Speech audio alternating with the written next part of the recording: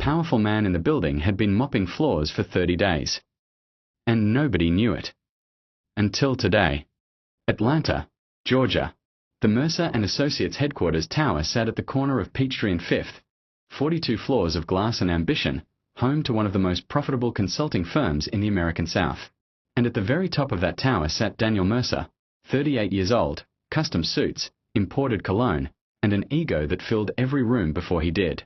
Daniel had married into the company 4 years ago when Robert Mercer Sr., the founder, had quietly stepped back from public life after a health scare. Robert had no children of his own. He had trusted Daniel, his wife's nephew, with everything he'd spent 40 years building. The board had accepted the transition reluctantly. Daniel had grown revenue. Numbers looked good on paper. And Daniel made sure everyone knew exactly who was responsible. Every morning he walked through that lobby like a man who had always owned it. Security guards stood straighter. Receptionists smiled wider. Junior staff found sudden reasons to look at their phones. Nobody wanted to be in Daniel's crosshairs before 9 a.m. But for the past 30 days, there had been a new face in the lobby. An older black man, quiet, unhurried, always dressed in the grey uniform of the building's maintenance crew. He moved through the space like he owned it. Slow, deliberate, unbothered. His name badge said Robert. Daniel had noticed him on day 3 and hadn't liked him since. There was something about the way the old man carried himself. No nervousness, no deference, no performance of invisibility that Daniel expected from maintenance staff. Robert would nod at Daniel when their eyes met. Not a bow. Not a smile. Just a nod. Equal to equal. It infuriated Daniel in ways he couldn't fully explain. On day 7, Daniel had complained to facilities management. Who hired the old man on the morning shift? He's slow and he makes the lobby look bad. Facilities had apologized and promised to address it. Robert was still there the next morning. On day 15, Daniel had walked past Robert mopping near the elevator bank and deliberately knocked over a cup of coffee on the freshly cleaned floor. Oops, Daniel had said without stopping. Robert had watched the coffee spread across the marble. Then he'd reached for his mop. Calmly. Without a word. That calm made Daniel furious. By day 30, something in Daniel had snapped. He'd come in that morning already irritated.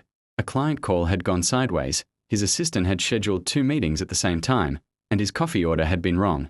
He'd walked into the lobby and there was Robert, moving that mop in slow, even strokes near the main entrance. Daniel had stopped. Hey. His voice cut across the lobby. Several people looked up. Old man. I'm talking to you. Robert looked up slowly. That same calm expression.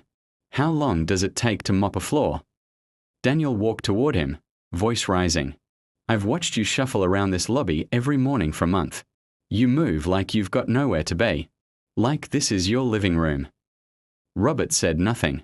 People like you, Daniel continued, loud enough now that the receptionist had frozen, a security guard had gone still, 3 junior employees near the elevator were staring at their shoes, are invisible for a reason. You're here to clean up after the people who actually matter. So do your job and stay out of the way. He grabbed the mop handle and threw it across the floor. The sound of it hitting the marble echoed through the entire lobby. Nobody moved. Robert looked at the mop. Then he looked at Daniel. And what Daniel saw in those eyes wasn't fear or shame or the wounded dignity of a man who'd been humiliated. It was patience. Like a man waiting for a timer to go off. Yes, sir, Robert said quietly. He walked over, picked up the mop, and went back to work. Daniel straightened his jacket and walked to the elevator. As the doors closed behind him, he caught his own reflection in the polished steel, and for just a moment, something uncomfortable moved through him. He pushed it down before the doors opened on the 40th floor. But here's what Daniel didn't know. That moment in the lobby had been captured on 3 different security cameras. And by 9:15 that morning, a very specific email had been sent to a very specific lawyer in a very specific office on the 42nd floor. But the lobby incident was only the beginning. By 10 a.m., the office was buzzing. Not about the client call. Not about the quarterly numbers. About what Daniel had done in the lobby. Angela Price had seen the whole thing. Angela was the firm's senior HR director, 15 years at Mercer and Associates, sharp as a tack, and one of the few people in the building Daniel actually respected. Mostly because she'd survived 3 different versions of his tantrums and never once blinked. She'd been walking toward the elevator when Daniel had grabbed that mop. She'd stood completely still and watched. And when the elevator doors had closed behind Daniel, she'd turned to look at Robert. Robert had looked back at her. And Angela Price, who had seen everything in 15 years, had felt something shift in the air that she couldn't name. She went straight to her office and pulled Robert's employment file. What she found made her sit down slowly in her chair. Robert Mercer. Age 71. Start date 30 days ago. Hired through a third-party facilities contractor. No performance issues. No complaints. Mercer. Angela sat very still for a long moment. Then she picked up her phone and called the one person who might be able to tell her what was actually happening. Renee, she said when her assistant picked up. Pull me everything we have on Robert Mercer Sr., the founder, and do it quietly. Be honest. Have you ever worked somewhere with a boss like Daniel? The kind who mistakes cruelty for power. Drop it in the comments. Upstairs, Daniel was in a meeting with his executive team, Marcus Webb, his white chief financial officer, and Monique Hall, his black chief operations officer. The quarterly numbers were strong. A new client in Houston had just signed a 7-figure contract. Everything looked good on paper. But Marcus kept checking his phone under the table. And Monique had a look on her face that Daniel recognized, the one she wore when she knew something he didn't. What? Daniel finally said, looking at Monique directly. Nothing, she said. The Houston numbers are great. Monique. She looked at Marcus. Marcus looked at his phone. There's a board meeting, Marcus said carefully. Called for this afternoon. 2 o'clock. Daniel frowned. I didn't call a board meeting. No, Marcus said. You didn't. The room went quiet. Daniel felt the first thin thread of unease move through his chest. Board meetings he didn't call were never good news. In 4 years of running the firm, he could count on one hand the number of times the board had convened without his initiation. Each time had been painful. Who called it? He asked. Marcus and Monique exchanged a look. The notice came from the office on 42, Marcus said. Daniel's jaw tightened. The 42nd floor had been locked and unused for 4 years, ever since Robert had stepped back. It was more symbol than space. A reminder of where the company came from. That office is empty, Daniel said. It was, Monique said quietly. And just when Daniel thought the morning couldn't get any stranger, his keycard stopped working on the elevator. At 11:45, Daniel tried to access the 42nd floor. Denied. He tried again. Denied. He called security. Security informed him, apologetically, carefully, that access to the 42nd floor had been restricted by executive order that morning. Only board-level clearance and above would get him up there now. Daniel was the CEO. He was board level. Except, it turned out, he wasn't. Not entirely. Because Mercer and Associates had always had one position above the CEO, a chairman's seat that had never been formally dissolved. It had simply been dormant. Until this morning. Daniel rode the elevator to his own floor, walked into his office, and called his lawyer. Talk to me about the chairman's seat, he said without preamble. His lawyer, a careful man named Gerald, was quiet for a moment too long. Daniel. The chairman's seat was never eliminated from the company charter. When Robert stepped back, he retained the title. He just didn't use it. He retained it, Daniel repeated. Yes. For 4 years. Yes. Daniel stood at his floor-to-ceiling window looking out over Atlanta. The city spread below him, glass and steel and Georgia sunlight. His firm. His name on the building. Gerald, he said slowly. Where is Robert? Another pause.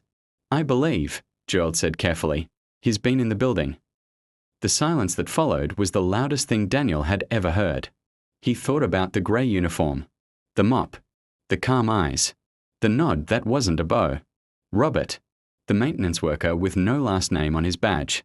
Except Daniel had never thought to look closer, had never thought to ask, had never imagined that the man he'd been humiliating in the lobby every morning for 30 days was Robert Mercer Sr., the black man who had founded this company, who had built it from a 2-room office in Charlotte into a 42-floor tower in Atlanta, whose name was printed in gold letters above the front door. Daniel sat down in his chair very slowly. But here's the part that changed everything. Robert hadn't come back to retire gracefully. He'd come back because someone had shown him what his company had become. The 2 o'clock board meeting was already full when Daniel arrived. Every board member was present, 7 men and women who had known Robert Mercer Sr. for decades, who had watched him build this firm from nothing, who had handed Daniel the keys 4 years ago with cautious optimism. That optimism, Daniel could see from their faces, had been running on empty for some time. Robert Mercer Sr. sat at the head of the table. He'd changed out of the grey uniform. He wore a dark suit now, no tie, no performance. Just a man in a room he'd built, sitting in a chair that had always been his. Daniel took the only empty seat, not at the head, not at the right hand, but somewhere in the middle. A guest at his own table. "Sit down, Daniel," Robert said. Not unkindly, but not warmly either. Daniel Saturday. Robert looked at him for a long moment. Then he looked at the board. "I've been in this building for 30 days.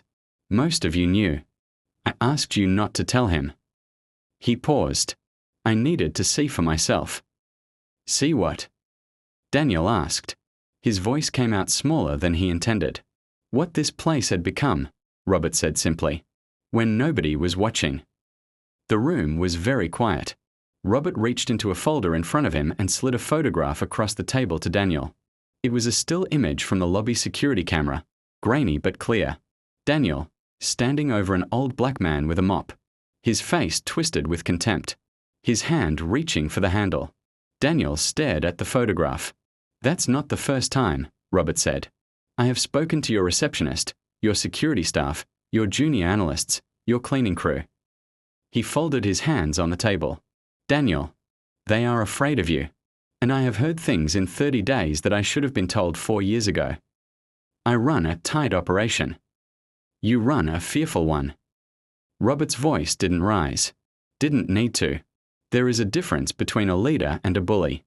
I did not spend 40 years building this firm so it could be run on fear. Daniel looked around the table. Nobody looked away. Nobody offered him a lifeline. "So what happens now?" Daniel asked. "Now," Robert said, "we talk about the future of this company." What happened in the next hour surprised everyone in that room. Because Daniel listened. For the first time in 4 years, maybe longer, he sat in a room where he was not the most powerful person and he did not fight it. He listened to Robert talk about the firm's founding, about the clients they'd lost because of his management style, about the 3 senior black staff members who had quietly resigned rather than escalate a complaint against the CEO. He listened to Monique Hall describe what it felt like to bring a concern to his office and leave feeling smaller than when she'd arrived.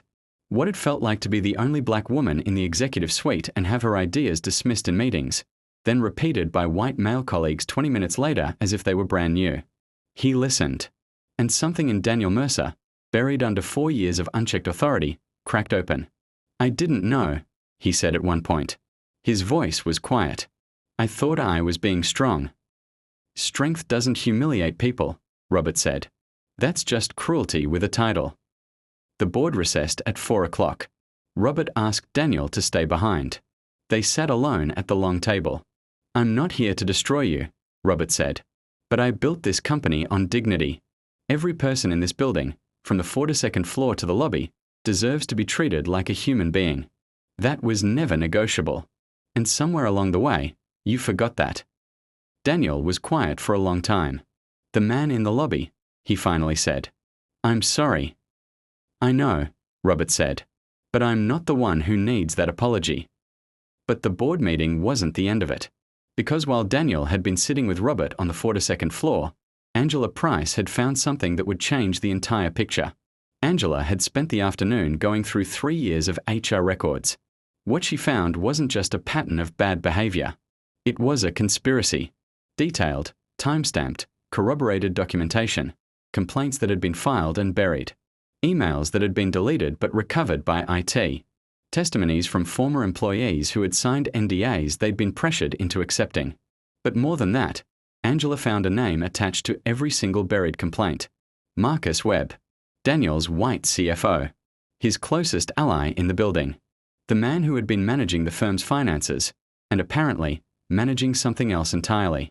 Marcus had been systematically suppressing complaints on Daniel's behalf, intercepting HR reports before they reached the board, flagging employees who filed concerns for sudden performance reviews. creating paper trails that made black complainants look like problems rather than victims. But Marcus hadn't just been protecting Daniel. He'd been protecting himself. Because buried deepest in the files, in a folder that had been archived and nearly deleted 18 months ago, Angela found financial records, unauthorized transfers, consulting fees paid to a shell company that traced back, after 3 careful hours of cross-referencing, to a personal account in Marcus Webb's name. Marcus Webb had been stealing from Mercer and Associates for 3 years. Small amounts at first, then larger, hidden inside legitimate expense reports, vendor payments, contractor fees, designed to be invisible to anyone who wasn't looking specifically for them. Angela had been looking. She picked up her phone and called Robert Mercer Sr. directly. "Mr. Mercer," she said, "I need you to see something before that board meeting reconvenes." And what she showed him didn't just change Daniel's future. It ended Marcus Webb's. The board reconvened at 5:30. Marcus Webb walked in unaware that anything had changed. He settled into his chair with the easy confidence of a man who believed he was untouchable. He was not untouchable. Angela Price stood at the head of the boardroom, a position she had never occupied before, and presented her findings with the precision and calm of a woman who had spent 15 years making sure every fact was airtight before she pulled the trigger. The buried complaints, the recovered emails, the suppressed NDAs, the performance review targeting, the shell company, the unauthorized transfers. 3 years of financial theft laid out document by document, number by number, in 45 minutes of the most devastating testimony that boardroom had ever witnessed. Marcus Webb said nothing for the first 20 minutes. Then he tried to speak. Robert Mercer Sr. held up one hand. "Let her finish." Angela finished. The room was silent. Marcus looked at Daniel. Daniel looked at the table. "Marcus," Robert said quietly, "your access to company systems was suspended at 4 o'clock this afternoon. The Financial Crimes Unit has been notified. Legal is prepared to move forward. You are welcome to retain counsel." He paused. "But you will not be returning to this office." Security, 2 guards Angela had quietly briefed an hour earlier, appeared at the boardroom door. Marcus Webb stood slowly. He straightened his jacket. He looked around the room one final time. Nobody met his eyes. He walked out. The door closed behind him. The room exhaled. Robert looked at his nephew by marriage. Daniel was staring at the space where Marcus had been sitting, recalibrating everything he thought he'd known about the man who had been his closest advisor for 4 years. "Did you know?" Robert asked. "No," Daniel said. And from the hollowed-out look on his face, the board believed him. What followed was not a firing. It was a reckoning. Daniel Mercer was placed on a 90-day leadership review with mandatory executive coaching. Robert Mercer Sr. assumed the active chairman role. And Angela Price, the black woman who had never once buried a complaint in 15 years, was appointed interim chief operating officer, a role Robert had been quietly preparing her for during 30 days of watching from a lobby. On his way out of the boardroom that evening, Daniel stopped at Angela's desk. "Thank you," he said, "for not letting it disappear." Angela looked at him steadily. "I never let the truth disappear, Mr. Mercer. That's not what I was hired to do." The next morning, Daniel arrived at the office at 7 a.m. He went to the lobby.